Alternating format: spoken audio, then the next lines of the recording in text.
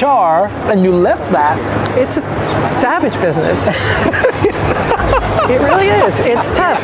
So you mean you were still working in your full-time job and you opened it? Yes. Okay. About 3 months in, I realized that if one of us didn't focus on it full-time, it wasn't going to achieve what we wanted it to achieve. Welcome to the Made in Dubai podcast series, brought to you by Dubai Eats and hosted by me, Payman Al-Awadi. Pitfire Pizza was featured on Season 3 of Made in Dubai series, and you can watch the episode on Instagram and YouTube, either on Dubai Eats channels or on my channels, Payman Al-Awadi on YouTube and The Al-Awadi on Instagram. Or you can also watch it on board Emirates airline flights wherever you are traveling to. Today's episode features Michelle Johnson, the powerhouse co-founder of Pitfire Pizza, one of Dubai's most beloved homegrown pizzerias. Alongside her husband, Michelle launched Pitfire in 2013 with no F&B background, just a shared passion for great pizza and a dream to build a neighborhood spot that combined quality and comfort. Fast forward to today, Pitfire is known for its iconic pies like the Truff Daddy and Pitfire Primo and has expanded across the UAE with more branches on the way. We'll talk to Michelle about her leap from corporate HR to the kitchen, the journey of building a brand from scratch, and why taking risks sometimes makes for the best slice of life. All right. Hey, it's great to meet you, Michelle. It's great meeting you too. Thanks for coming. Oh, absolute pleasure. I mean, I've been meaning to come for such a long time. It's what, 7 years? 7 years. So I'm happy that I'm finally here. Me too. I heard so much about you guys first, and then I heard so much about the pizza, and I was like, I am so happy this is on our list for Season 3. So super excited. That's nice to hear. That's really? nice to hear. and by the way, this location is just amazing. We are in JLT. We're sitting right outside the shop, which is the OG, the original shop. Yep. And we're sitting right next to the lake. And there's people walking by, people on scooters, and it's just such a nice vibe. It's a nice vibe. It's a nice vibe. How did you guys get this place? And I think back in 2016, JLT was not completely new. It had started, but there wasn't this hustle and bustle in 2016, right? Well, I mean, this was always a busy cluster, and the reason why is because the metro is out there. Oh, and so you have people walking past, and then you've got Alma's Towers as well. Oh. So yeah, so this location was chosen for that reason. Fantastic, the metro. So you can actually hop on anywhere on the red line, get off, and you're literally like behind this building is the metro. And because it was our first one, and this is one of the beauties about JLT, is you can get these small spots. So you're not splashing out a huge amount on your fit out. You know, you're not paying a huge amount of rent. So for people who want to start something new for the first time, it's a really good place to do it. Yeah. And that's, we got lucky getting this particular spot because this is very coveted right along here. I'm sure. And let me put that in perspective for everybody watching. Dubai was notorious for having very large outlets. Yes. And the reason for that is because most of our restaurants were imported. Yes. And they were big global brands. Yes. And they wanted large footprint, large foot areas. But, you know, for somebody who's just starting out, coming into the industry, like you guys, this kind of shop, this is what, 450 square foot? Yeah. 450 square foot. Nailed it. So it's actually the perfect size of shop to test something out. It is. And boy, it's been a test because you guys are multiple outlets now. And you're the top of the town.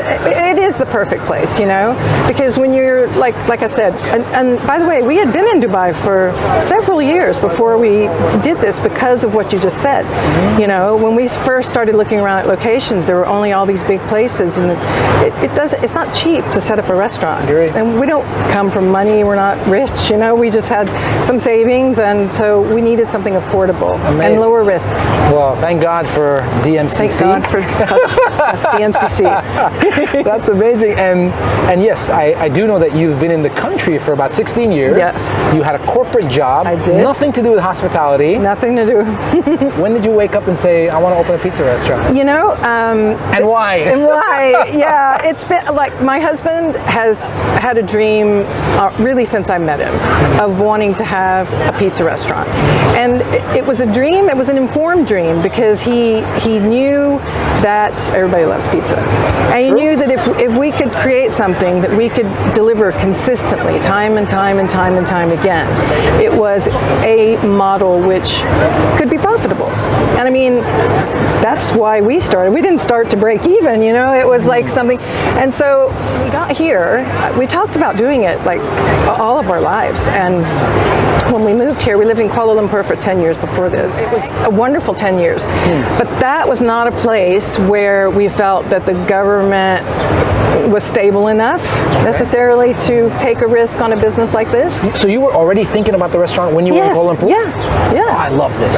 Like so that dream's been there forever. It's been there forever since I've really known him. Okay. And so he just kept refining it in his head, you know, and then, you know, when we go back to the States, he got more and more clear on what sector of the market we wanted to be in, which is the independent sector.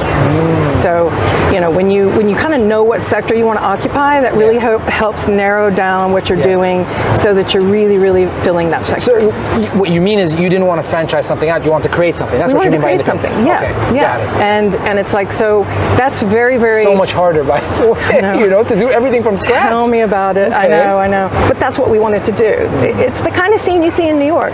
It's the kind of scene you see in Seattle. We lived in Seattle for a number of years. So I it's love like, that city, by the way. Yeah, there's places like us, like all over those cities, you know, so people that have created something and that have done what they want to do. So yeah. Amazing. Yeah. And you mentioned New York a lot, and I know a lot of people say this is somewhat of a New York meets Naples. New York meets Neapolitan, yeah. That's how, and explain that. What does that mean? It's the only way you can really describe our pizza. Okay. So basically, it was done on purpose. We started out when we sort of decided, okay, we could actually do this here. The first thing we had to do was learn about baking and learn about the dough. Sure, it's the dough. And learn about bread, you know. That is the primary thing about any pizza restaurant. It's, you get that right. Yeah. And that is like 3 ticks. 100%. Then you're what, 70, 80% there? Yes, exactly. Okay. So we started out at home, and I have to say this was my husband doing this, because I do all the cooking at home, and I'm a big foodie, and I love to cook, but this was kind of his thing, and he wanted to do it. So I was like, you want to make me pizza? Make me pizza. So yeah, he started out with a New York style recipe, and as we started eating it, we realized that wasn't exactly where we wanted to go. And we also realized that this is primarily a European expat market, and Europeans know Neapolitan. So we wanted to have the visuals of a Neapolitan pizza, which is that charred crust. Correct. But more of a New York style, which is fully cooked through. Because a Neapolitan pizza, just to give you a little pizza education, is like 90 seconds in a screaming hot oven. It's very soft. It's not fully cooked. It's very soggy on the inside and everything like that. Absolutely. Yeah, and that's just not our preference. We wanted something a little different. And as the process moved along, he started experimenting with fermentation, and you know, we kind of ended up with the product. And even after we opened, he continues, and still continues to this day, to try to make it better. Any little thing that he can find, any little nugget that he finds, you know, he'll try it out, and if it makes the pizza, our threshold is like 3%. If it's more than 3%, we do it. We add it to the process. I love it. I love it. Yeah. So you guys, your dough is very similar to a sour. Is it a sour? Or is it close in terms of, It's close. Like a sourdough has a different type of ferment that we have, but it's very, very close. Okay. Like we do, it's a 48-hour process. Okay. And we use a poolish, which is a pre-ferment. And so it's like, it starts with this poolish that starts for 18 hours, and it's yeast and flour, basically. Amazing. So it gets very bubbly and very, yeast. It smells like a sourdough-like starter. Amazing. And so it's very similar to a sourdough starter, but it's not like we take some from and keep adding it to the thing. And your crust is high, and it's got a lot of like those big bubbles in it as well, right? And crispy. And crispy. I understand. Yeah. Yes. I mean, this is everything that I've read. I've actually never eaten here before, so everything that I've read about it, that is amazing. And I hear your sizes are also somewhat New York sizes. You have large pizza. Yeah, we started out with only a 15-inch size because we were like, we didn't want to mess around with two sizes here. And it's like where we come from, that's what a large pizza looks like. Yeah. So it was a little bit of an education even for people here, which is why we offer and still do half and half on a 15-inch, so that you can try two different flavors, and because people were sharing it, and you don't always have two people that want the same pizza. True. So the half and half thing, and that's something we don't. When we started offering 10-inch, we decided it's too small of a pizza really to do half and half, to really do it any justice. So 15 is the size right now? That's the large. Amazing. And then we have a 10-inch, which is amazing. Good spot to bring my wife. Actually, we're the same. I'm a pepperoni pizza type of guy. Yeah. I could eat that forever. Me too. I have no issues doing that. My wife always wants to try new things, so we're like, okay, we'll do the half, and it looks different. But I'm that standard pepperoni. Yeah. Tell me a little bit about your ingredients. Where'd you guys get that from? So different places. We primarily get our cheese comes from a UAE-based Italian cheese maker. Amazing. And so that's where we get like our mozzarella, our ricotta is made there. Some of our other cheeses, like the hard ones that are not made like with cow's milk or that need more time to set, we import from Italy. Okay, amazing. So we have so many different kinds of cheeses. Amazing. And our cheese blend that we have, which is our normal cheese blend, is a mix of mozzarella and provolone. So that gives it, because the mozzarella is great, but the provolone gives it an extra richness, and also just like the cheese pull, a little bit more of a cheese. We don't really have a cheese pull here. Okay. But it just gives it more flavor and more texture, better texture. Oh, fantastic. What about the flour? Flour comes from Italy. Oh, interesting. From Naples. Wow, that's amazing. Yeah, we actually just went and visited the mill in November, and it was just wonderful to visit the mill. It's a family business. It's been in their family for 2 generations. Amazing. And it's a really, really nice business. And they're very much, the way they do their blends, because obviously wheat crops change from year to year. So they blend everything so that they're never in danger of, they have a lab, they do all this testing. We learned all about it. It was amazing. It was fascinating. Amazing. That's fantastic. What about the water here in Dubai? Good water? Because I know that makes a big difference when it comes to. It does. People always talk about, New York's pizza is amazing because of the water that we have, that we use in the dough. So we fully understand the importance of water. So we started out using bottled water. And what we found was that Aquafina worked the best for us when we started out. Shout out to Pepsi. And then when we got bigger and there's some really good filter technologies out there now that sort of filter most stuff out, but then add back in the right things so that you get a really nice flavor and I guess mineral combination. And so now that's what we do. We have a filtration system, and we also have a water chiller because our water goes into our mix at a certain temperature. Oh, fantastic. And sugar in your dough as well, or not? No sugar in the dough. Amazing. On that note, I want to try out this drink because it's been sitting over here. So this is homemade iced tea? It's homemade iced tea. Not from a can. This is like you guys brew this. No, it's not from a can, so that the tea bags are brewed, and then we use the nice syrups to flavor it. Amazing. So this is passion fruit. Passion fruit. Tasty, right? So much better than out of a can. Oh yeah, I kind of feel like I'm having like passion fruit juice, but I can definitely taste that tea, and that tea you could only taste when you brew in-house. Yeah. I love it. I love when people brew their iced teas. It's so simple. Like, why don't you do it? I don't know. I know. I did this thing about going to a place and like, do you have iced tea? Yes, we have this can, and I'm like, no, that's not iced tea. No, I mean, no. Look, I'm from the South. I grew up in Alabama. Oh. So iced tea is like in my blood. Yeah. Well, I went to school in Texas, so iced tea's in cool. my blood. Yeah, That's what we drink everywhere. Amazing. That is superb. You were in HR, I heard. Before. I was. You were not in hospitality even. No. And you are the operator of the restaurant. I understand your husband is more the recipe man and the man behind the food, with you, of course, but he kind of drives that. Operations is one of the most difficult things of a restaurant, you know, and I lived it. How did you get yourself to a stage where you were comfortable enough to open and operate this restaurant in a new country? Yeah, I'd love to hear about this. Wow. Well, it didn't. So these are our iconic garlic knots. Yeah, I'm sorry, my attention just completely went off. I'll tell you that question, but I just kind of forgot. I'll tell you the HR story, but this is black truffle cream, and this is Gorgonzola ranch. So we started out only offering the Gorgonzola ranch as like a dipping sauce. Yeah. And then we came up with that, and so that we give customers the choice. This is amazing. So you call it knots because this is wrapped in literally tied in a knot. If I was wearing a tuxedo, this would be right. This would be right there. But look at that. I've never seen anyone. I'm holding it in my hand, and it's super warm. But look at this. Look at this stretch, guys. Look at that. Oh, that's beautiful. That is very, very nice. And the aroma, I understand that now there is technology and you can actually start to smell things on camera. We don't have that yet. Yeah. But that's going to be a killer because what I'm smelling right now is just phenomenal. I could smell so many, these herbs and the mozzarella. And this is the Gorgonzola ranch. Gorgonzola ranch. By the way, I love ranch.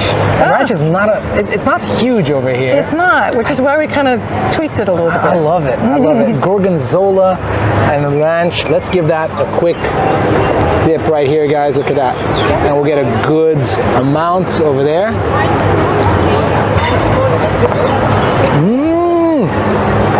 That was like this big. And then when I took a bite, it just kind of went and became like that thin in my mouth. It's amazing. Tissue here. So nice. And the crisp on top is super good. A little bit of a char. You see that. You see this little bit of this darkness over here. And then the ranch. The ranch is just like throwing ice in the back of your t-shirt on a warm day. That's what ranch feels like when you put ranch in your mouth. And that gorgonzola, I can taste that. Very, very nice. Yum. You have to try the black truffle. Oh yeah. Now I know why people keep talking about this particular starter over here, even though everybody comes for the pizza in most cases. I don't know anybody that's told me I went there and didn't have this before the pizza. Even though, you know, when you go to a pizza restaurant or when you eat pizza, that's all you want to eat because you don't want to eat anything else. But everybody here says, don't miss out, you gotta have that. So I'm glad. That's what I hear consistently. Like people, when they meet me for the first time, they'll be like, I love your pizza, but the garlic knot. There's a cult following, I hear, around it. There definitely is, yeah. I wouldn't dare take it off the menu. So here I we would go. get in trouble. The truffle. When I bit into it, I had a sudden, like a bunch of oil just came out of, oh my God, it was so good. Yeah. I loved it. I've actually never experienced something like that. It's actually butter, garlic butter. Even better. Yeah. That is amazing. That was so good. I honestly have never had anything like that ever happen before. You know, you bite into a bread and this layer of oil, in this case butter, come out superb. And that truffle is great. You could smell it, but it's not overpowering. No. Oh, this is so good. This is a problem though, because I could finish that entire thing and that's gonna mess with my pizza experience. Yeah. Oh, the dilemma of coming to Pitfire Pizza, but I will have one more because I want the centerpiece as well. This one has that char on it. I love this. And I'm gonna go back to the ranch. Go back to the ranch, good idea. I love ranch, look at this. Too good, guys, too good. But, that is amazing. I love that. That's the love that you have. The middle bit is my favorite. Yeah. I was gonna say, I just got the middle bit right here. Yeah. Oh man, this is so good. Check out my fingers, guys. Look at the butter on that. A sign of a great dish right here. Let me wash it down with a little bit of Here's a tissue. Oh, that is so yummy. Thank you so much. Amazing. That is fantastic. So let's go back to the HR story, because you were in HR and you left that to become a restaurant operator, a job that I know, that I always say is one of the hardest in the world, and I say that out of experience. So It's a savage business. It really is. It's tough. And the way it happened was when we started it, neither of us we didn't want to stand up taking orders. We created it so that we didn't need to be present in order for it to run. Okay. And we did that on purpose. So you mean you were still working in your full-time job and you opened this? Yes. Okay. Yeah. So it was smart. So smart entrepreneurial decision. Exactly. Yeah. So it was just to come in and check, and then in terms of recipe development, it's like, okay, develop the recipes, train the people, come back and test, come back and and check on it a lot, but keep your full-time job. And then about 3 months in, I realized that if one of us didn't focus on it full time, it wasn't going to achieve what we wanted it to achieve. Yeah. So my husband is an entrepreneur at heart. He had 2 other businesses at the time, which he founded and he owned. And so I was the one with the corporate job, and so it made the most sense for me to be the one to leave that behind. And it was a tough decision because, it was like a nice salary coming in, and of course, consistent as well, like not like a small business. Absolutely. So it was a tough decision, but it was like in the end, it was like, do we want to protect our investment? Because if this doesn't work out, I can always go get another job in HR. I love it. So that was the decision, and I just did it, and sort of showed up here one day and said, okay, I'm here full time. I'm here full time, and I need to learn how this thing works. Amazing. Oh, I love it. And what did you do to help get yourself ready for that? Well, we had a store manager. Okay. We had a great guy who was managing the day-to-day operations and the people, and so what I started doing, and I always tell people I work on the business, not in the business. So what I started doing was developing relationships in the industry, and it was very easy to do because people like Steve, you met at Pickle, these are people that are coming in here, so I meet them, and they're like, and Steve is one of the ones, if you need anything, let me know. If you need any advice, anything, just let me know. So he was one of the people that helped me along the way. I love this about Dubai, by the way. Sorry. I know, right? Yeah. And I had a lot of people that just sort of helped me along the way, and people that I met when we did like Ripe Market, or when we were at the beach canteen, people that would come up and say, I love the brand, and I have this brand, and so these were all people that had F&B experience and were also more experienced on the business side of things. I admit fully, I did not know how to read a P&L when I first got here. Okay. And the guy who is now our operations director, full-time operations director, taught me how to read a P&L back when he was owning a concept. Amazing. So it was like he would say, I was like, I need help, I need to learn how to read this P&L. And so he sort of taught me how to do it. And so it was just a slow process. And one of the things that I've always been good at in my HR career was building a solid network, because that's super important no matter which career you have. Got it. And I'm pretty good at making the people decisions and judging people, and structure, company structure. I mean, who you have with you in your business is probably one of the most important decisions you're going to make. Absolutely. It really could make or break you. And I've seen a lot of restaurants, great concepts, great brands, great food, and don't put any onus on making sure that the staff is aligned with the vision and is trained right and provides a good service. And that's where my HR stuff really came in handy. I'm also, through all of this sort of, because I was at a director level, so I was supporting CEOs and working with great people and trying to make sure that the managers in our organizations, wherever I was working, weren't afraid to hire people smarter than them. I had one very inspirational leader who said one time, you have the team you deserve. And so it's like, you can't be intimidated. You have to be able to not feel like you're hoarding power and not feel like, you're afraid to hire someone who's smarter than you, because that's something I was never afraid of. I hear you. And you need people to complete you, right? I Yes. think the right leaders say, I got these strengths, I don't have every strength. There's nobody that has every strength, right? So you want to add to that. And then the second thing is, I always look at that and say, and I love this, because you say, hey, if this person grows, then I'm only going to grow as well. Yes. Right? Yes. And I'm going to benefit. Absolutely, Yes. I'm going to benefit as well, obviously, naturally. But, it's a leadership lesson that is not taught enough. I completely agree. Yeah. And it was always my obsession and my pet peeve. And it's like, nobody gives you a manual and says, here's how you be a manager. Yeah. You just get promoted and you get into a new role. Yeah. And you got to learn different things. And a lot of new managers are afraid to let go of the things that made them successful. I hear you. And I read a very, very important book early in my career called The Leadership Pipeline.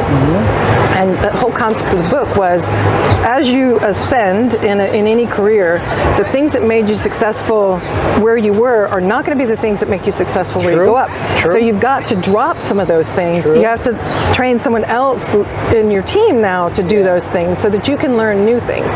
And that's the mistake that people make. And if that happens, you get a clog in your pipeline. Yeah. If it doesn't happen, then your pipeline is running smooth. I hear you. I mean, the other lesson, we kind of, we're digressing a little bit, but a business is all about leading the business and running the business. But one thing that I always say as well is, you've got to know when you've kind of lost the locker room and it's time for you to go. And that's another lesson that I wish they taught a lot of leaders. Sometimes you're there to get that entity or that business to a level. Yes. But you don't have the ability to go beyond that. Absolutely. All right, and we talked about Aquafina and Pepsi earlier. I used to work for Pepsi before. Okay. And we once had a global CEO that went to the board and said, listen, I've taken this business as far as I can. Yeah. I don't think I'm the guy to take it to the next level. So I'd like to take a step back. That's incredibly mature of this guy. And the CFO should become the new. That's amazing. Right? It's a beautiful story, and it resonated with me so well when I heard that, and I wish we have a little bit more of that over here. Tell me a little bit more about starting a business in Dubai. How easy or hard is that? I mean, starting a business is not super easy, but in Dubai, it's you've got a really stable government. You've got fantastic leadership, whose I wouldn't say primary goal, but a big goal is to ensure that there is a good business environment for entrepreneurs to come, ease in setting things up. So it's not that hard. I mean, we chose a free zone. We chose here because of the location, but it was in a free zone, which is even easier. So it's just a matter of learning how to get a trade license. In a free zone, you don't have to have a local partner. So you've just got more flexibility and freedom in that. And so you just get your license and you find out, okay, I have these quotas I have to get, and you just have to learn it and figure it out as you go along. That's the only, I mean. It's amazing. It sounds like you guys, and it's amazing, you guys figured it all out, because today you are at, how many outlets? 5 outlets now? 7. Well, we're building number 7. Okay. We're building number 7. All right, amazing. Is it public knowledge or not yet? Yeah, it's out there. Yeah, okay. yeah. So what's the 7th one? It's going to be in Dubai Hills in the business park. Amazing, fantastic. How long did it take you to go from outlet 1, the OG, to outlet 2? It took 1 year. 1 year. And what was the trigger for saying, you know what, it's time to have a second outlet? We just outgrew this. We could see that the demand was more than we could turn out of this kitchen. And that it was primarily delivery. So like I said, we had one table in there. Yeah. And so there's only so much you can do in 450 square feet. Got it. So we were like, we need more space. We need to be able to, get more customers. Customers are waiting too long. So we actually made the decision about 6 months in. Wow. And it just took us a year before we kind of found the new location and started to fit out. Nice. So, and the second location, was that based on the customers that you had ordering from a certain part of town? What is it? What was the second outlet? The second outlet is here in JLT. It's also in JLT. It's a delivery only outlet. Oh, I see. So so you turned this one into kind of a dine-in. Yeah. You got the outside, which is just beautiful out here, and then you turned that one into pure delivery. Pure delivery. So you were still in year 2. You were still focused on this part of town, which we still call New Dubai. Yeah. You know, so it was New Dubai, right? And then you start to go into the other. When was the third outlet? The third outlet was in Business Bay, and we looked. I have to say, we looked there for a really, really long time. It's not easy to find a spot in Business Bay, and we finally found a spot. It was in a hotel. It was in the basement of a hotel, though, a dark kitchen, and it was, you know, the hotel got delayed. COVID happened. We got selected for Time Out Market, and we got selected for Time Out Market before COVID, and then that got delayed, and so it's, you know, we knew that Time Out Market was coming, and we were able to then get that Business Bay branch open, because Business Bay supplies Time Out Market with all of their ingredients. Okay. They do some fresh prep there, but like any of the cooked stuff, like the roasted chicken or the Italian sausage, gets sent from Business Bay. This outlet is supplied by Cluster J. So it's yeah. So number 3 and number 4, because I call Time Out a location, happened in quick succession. So that must have been 2021, 2022? It was, yeah.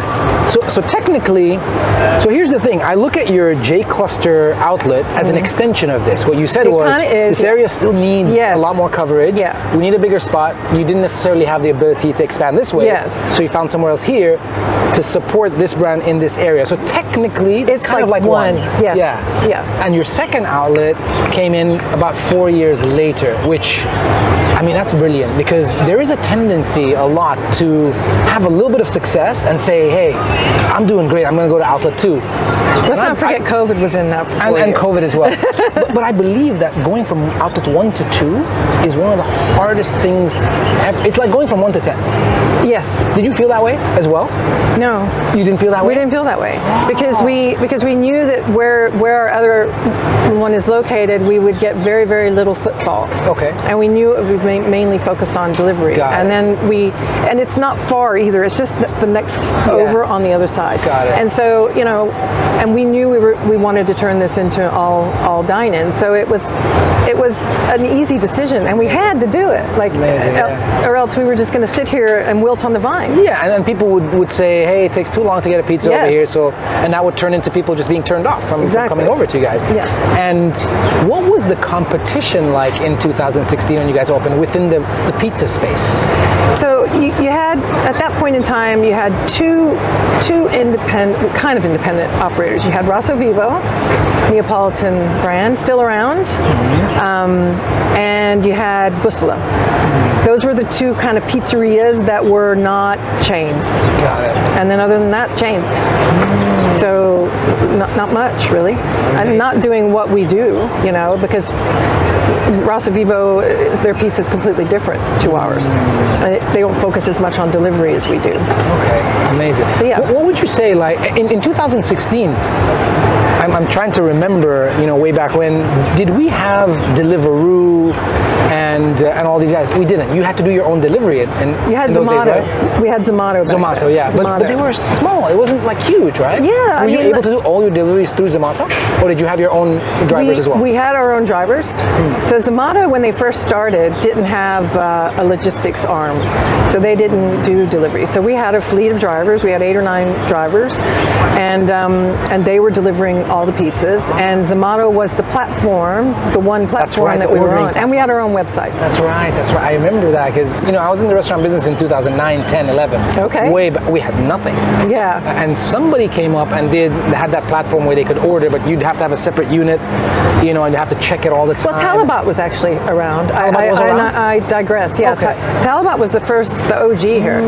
But at the time, Talabat was primarily used by locals and Arabic-speaking people, whereas Zomato was like, we have a lot of locals that love our pizza, don't get me wrong. wrong. But like, it was not a platform. We did have it for a while, and we just did so. It just didn't really do much. You know, people just weren't on there looking for us. You know, so and even Deliveroo, I didn't sign up with them right at the beginning because once Deliveroo came on the scene, this whole concept of aggregator exclusivity started happening. You know, and we had this exclusive rate with this is something that as any company that does primarily delivery or a lot of delivery, you have to be able to manage those aggregators. Is that you guys? Are you guys primary? I would say 80% of what we do is delivery. Okay. You know, we do a very high volume delivery business. Got it. So you were saying the aggregators. So the aggregators, you know, they all the commissions can be crazy, and so you've got to. I was very lucky that we started when we did because I was able to sort of grow with these guys organically and make smart decisions about breaking exclusivity with Zomato, for example, and then signing on with Deliveroo. And at the time then, even Deliveroo was giving. They said we'll give you, because they came after us basically. We'll give you our exclusive rate. So I was able to enjoy their exclusive rate and a cheaper Zomato rate. And then the business really started to grow and really started to grow. And eventually it was a negotiation with Deliveroo of what kind of a commission will you give me if I drop Zomato, sort of thing. Because it just overtook Zomato. I got you. And the Zomato customer base is much more, I would say, needy. Like constantly calling the restaurant, where's my food, that sort of thing. So operationally, it was starting to become a bit of a drag. And so I was like, well, actually, operationally, it would be better if we don't have Zomato. So I used that to my advantage and negotiated a great rate. And then we stayed exclusive with Deliveroo for a really long time, up until just August of 2023. And now, do you guys have any of your own delivery drivers, or you don't do that? We still have two bikes. Okay. And guys that now work. So all of our riders all moved in-house and basically got promoted and started working inside the business in our dispatch section. Got it. So that's a big. Like, I would love it if you would come sometime to Arjan, or even here if you want, and you can see what it's like on Friday night at 7 o'clock. And you know, so the whole dispatch function is where all of them sort of migrated to. And now we have two guys that work in-house but have a bike and can deliver. If need be. But do you think, so is it safe to say in Dubai, if you open up a restaurant today, you don't really need to have your own delivery drivers? Like, no, you don't. Okay. You don't. I mean, you can, but you don't have to. Yeah, it's complicated. No? It is. It's complicated. It's complicated. We did that as well. It was a complicated business, you know. So I think the industry's changed as well, and that's really because I believe most restaurants do quite a bit of delivery. I mean, you talked about 80%. I know most restaurants hover between 40 and 50% delivery, if I'm not mistaken. And you know, to have that apparatus that you don't have to think about, you know, is great. And I know they take big commissions and things like that, but at least it helps you with the movement. If you can manage that, and like I say, we got lucky. We started when we did as a brand that knew that delivery was going to be mainly what we did, and so we grew slowly. And as our popularity grew, then our ability to negotiate with these guys grew, and etc. Okay. So there came a point last year where it didn't make sense to be exclusive anymore because we opened in Murdiv. We have enough branches now that we've got the coverage that we need to open up and go on the other platforms. So again, Talabat came to us with we'll make you an offer you can't refuse, and we said okay. Amazing. So I also noticed you guys have an awesome wall with posters, some of which are almost 10 years old. Yes. From events that happen in Dubai. Mm-hmm. How did you curate this wall? So I have to just say that my husband did it. Okay. He's a very avid surfer of the internet, and he got the idea for the art wall. Oh, amazing! Pepperoni. Super. Wow, look at that. We can keep this here in case you want to dip your crust. Yeah, amazing. So he got the idea from just his searching and looking, and he saw a restaurant that had something similar. And he was like, I think we should do that. And instead of what they've done, which I think was like record covers or something like that, he was like, why don't we feature the cultural events that happen in Dubai, nice. And you got the jazz festival. Yeah. 2014, I saw one of them. Amazing. Yeah. And just cool images that he found that, were colorful and so he basically got them all printed, everything he found printed on this foam board. And then we just came in here and kind of put it together like a puzzle. It's amazing. Yeah. It adds such a nice character to the place. And now we do it everywhere. And it's a different one everywhere. No, it's more or less the same one, but we do that. Okay. Amazing. Okay, so more or less. Linguine. Amazing, yeah. And just click this one here. Super. Okay, so basically more or less the same one, but maybe if it's larger, then if it's like we posters. scale it to the space. I mean, it just depends on the space. Okay. So amazing. That's pretty cool. It actually reminds me a lot of restaurants in Japan. They do really like cool, like funky things like that. Very, very minimalistic in a sense. Not less, but things that are in your everyday life, and you just kind of put them together and things like that. It's super nice. The other thing that we do, on a kind of similar vein, is we have a box art program. Okay. So on our large pizza box, we work with local artists to do a design. And it started actually by accident. It started with a box that we did, a triangular box that we did for Ripe Market and Beach Canteen. And a lady that was working with the Senate social media, her name is Dina Sadi, she was like, let me just do some illustration. Let me create something cool, some illustrations. Amazing. And so she did a little design for this box. Seth, can we see the triangular pizza box and also the large? Nice. So it started there, and then Bill was like, well, why don't we have her do for our large box? And then that's where he got the idea of like, let's find someone new after a year. Let's rotate it. Let's work with new people. So that's how it started. It started kind of by accident, and then it led to and now I think we're just about to launch our new box. Amazing. And we're working with a new artist. Locally based artists, all of them? I'll show you the box. Amazing. So this is our cool. That's the slice box. How it started. Look at this. That is so cool. Beautiful illustrations. Amazing. And this one is it's called the char. Wow. Which is kind of supposed to be like a artist impression of our pizza char. Wow, that is so cool. That is really nice. So a lot of grassroots arts programs with locally based artists, I should say. Okay. Yep. Fantastic. That's amazing. All of them locally I love based. it. I mean, artists love that kind of stuff. They rarely get the opportunity to have, canvases which, make its way to a lot of people. So this is amazing. Yeah. And do you normally work with up and coming artists, people that are It happens randomly. It's sometimes they come to us, like the girl who's done our most recent box. She went to Time Out Market, where we have, if you went, you may have seen, we have a bunch of our boxes up there as our art wall in Time Out Market, basically, as our boxes. And she saw that and she was like, that's so cool, because she recognized the work of the artist that she knew. So she gave her number to our store manager and said, if I would love to do a box for you guys. So we looked at her work and we liked it. And so that once we see the work, it's a matter of meeting them, having them come here or come to one of our other locations, meet us both, and talk about, the ethos, to understand us, brand, to see the other boxes, and then talk about the theme. We've now kind of started themes, and the theme of this upcoming box is, it's kind of an homage to the boundary pushing Emiratis here, and it's we wanted to really just somehow represent the fact that the boundaries that are pushed here, and the fact that nobody is afraid to do anything, and everybody is empowered to do stuff. So it's kind of like, if I could named the box. It's called Born to Be Wild. Wow, So it's an amazing. interpretation.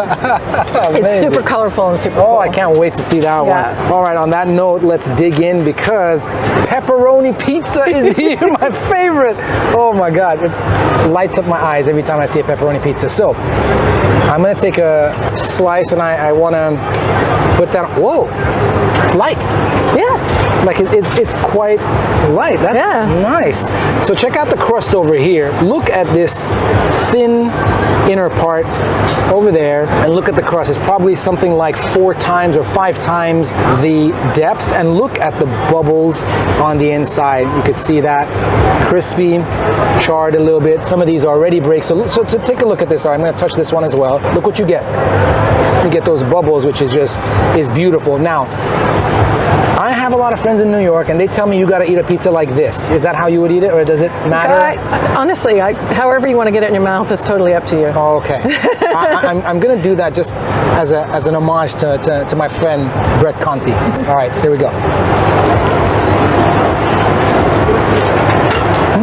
Wow, that was a bite.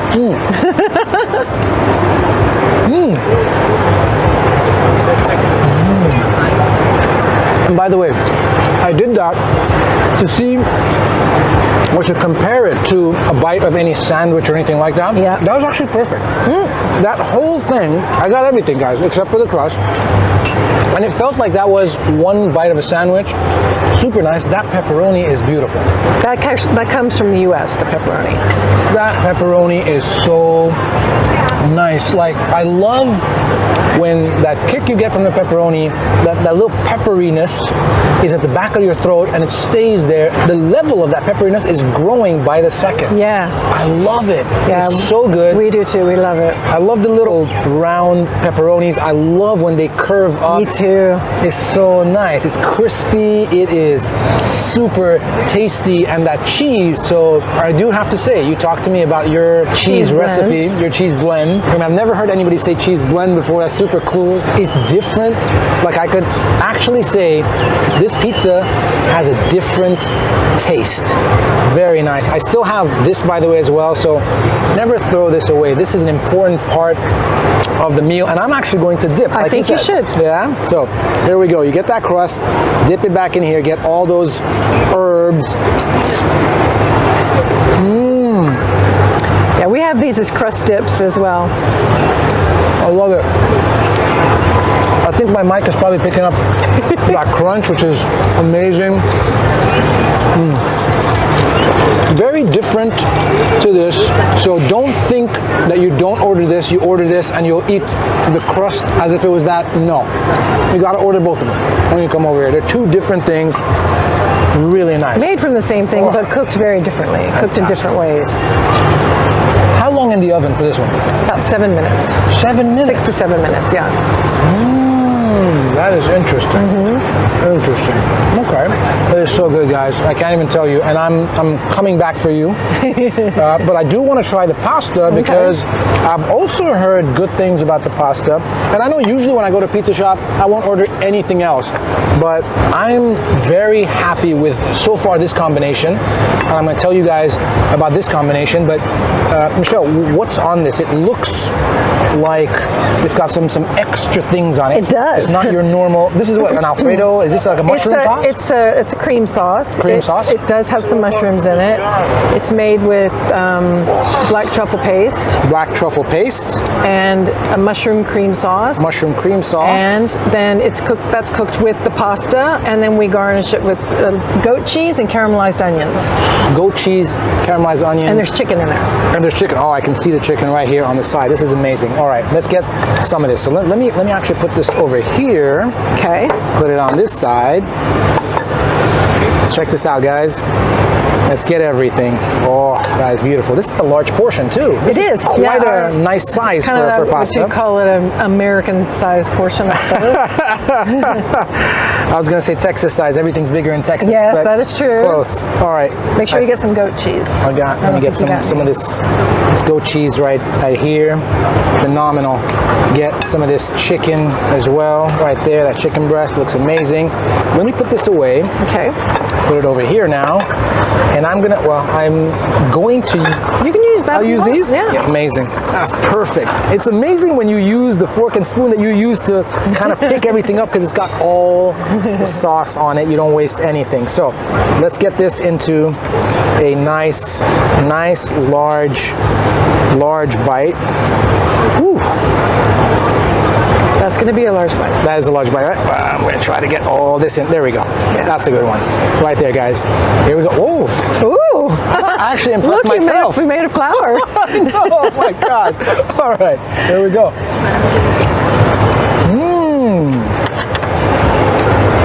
I like that the creaminess is very thick. Did you notice when I put that out there, nothing fell over? A lot of times people will make it very watery, but the creaminess means this is like a pasty type cream. Yeah. And it just covers all the pasta super well. Very nice chicken. Is that grilled chicken? Yes. Yeah. Grilled chicken, tasted the mushroom. That goat cheese suddenly adds another flavor in your mouth, but then the cream is just so nice. It brings you back very, very quickly, and I like that because I like goat cheese, but I don't like it to linger. Yes. So you guys have the right portion, you did it the right way, and that caramelized onion, fantastic. What a nice addition. I love a little bit of sweetness, so it's so nice. Once again, you think you're having a dish that you've had everywhere else, but it's different. And it's good different. I like it. Amazing. And I like this combination. I would probably say I would have all three of these things with somebody else. Yeah. I'd have this much pasta. I'd probably definitely smash the whole pizza. Yeah. I would never leave a I've seen slice. it happen. I've seen one person smash a 15-inch. This is a 10-inch, right? That's a 10-inch. This is a 10-inch, guys. So this is not a small pizza. This is a good size. I reckon I could be watching something on Netflix and have this entire thing. And I love it because you saw how I ate that, right?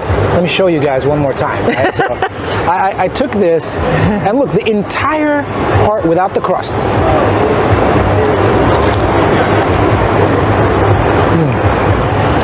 That's so good. Like the aroma of the cheese is very good as well. Yes. That's where the provolone comes in, right? Yes, exactly. I love it. There's a science here. Yes. Oh man, you guys are doing some great things, Michelle. The food is phenomenal. The experience is phenomenal. You guys deliver to Dubai Land? Shamelessly trying to see if I can get this to my house. Yeah? We do, yeah. We have a branch in Arjan. Oh, yes. Yeah, and you can dine in there too. Phenomenal. We're doing that. This is fantastic. What's next for Pitfire What's Pizza? next? Well, I mean, we're in the middle of building Dubai Hills, which is a complete level change for us in terms of having a licensed brand. It's going to be, we've been learning so many new things. I've been in lots of bars, but I had no idea how to build a bar, you know, so these are things we've learned.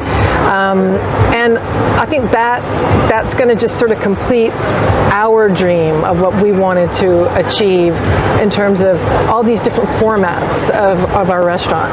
You know, you can do deliver only. You can be in a food hall.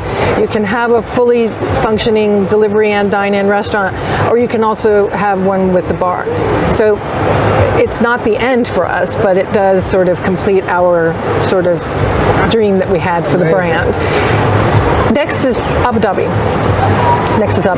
But first we got to build a central kitchen because we do all of our dough in one place, but we're about to grow out of that too. So we're now looking for a central kitchen. I think they found one, and we're going to start talking about that. Amazing. And while we do that, like we won't be able to go to Abu Dhabi without a central kitchen. Got it. Because we're. Are you guys, Michelle, you and Bill, are you guys full-time on this? Bill full-time on this as well? Or Now you he guys, is, yeah. Now he is, yeah. Fantastic. Any other family members involved as well, or is it just the two of you guys? I mean, you can almost consider our operations director family. We've known him for 7 years, and he only just came to work for us full time early last year. Amazing. So, what is it like working with your husband on a business? My wife and I talk about this a lot, and we always were like, can we do it? Can we? What is that like? you know, I think if you know how to communicate with each other, and I think one of the key keys to success there is for you guys to have complementary skills, and we're lucky like that. So Bill has no interest in the operation side of things. I mean, he does, but like that's something that interests me, and he, he was like, he doesn't want to be the face of the brand. He's like, you need to go and do these things, and I love it. I like doing these things. So yeah, we complement each other. We do occasionally, like any couple, you disagree on things, but of course. All in the name of growth and development. Yeah. And the pursuit of greatness. Yes, absolutely. We want to inspire people with our food. That's our main driving force. So the thing that we both work on that's in the business is the consistency element of it, because that's the hardest thing to achieve as you grow and scale. Of course. So we've got really good systems and processes in place now, thanks to our ops director and our ops manager, and we have a very, very strong staff development program in place. So all of our new outlets open, we promote someone to be the manager of there, for example. Or we might move one of our other managers there and then promote someone in the existing restaurant. Just depends on who's ready. Amazing. So yeah. Has the competition in the pizza segment grown ever since you guys achieved the success? Yeah, it has. And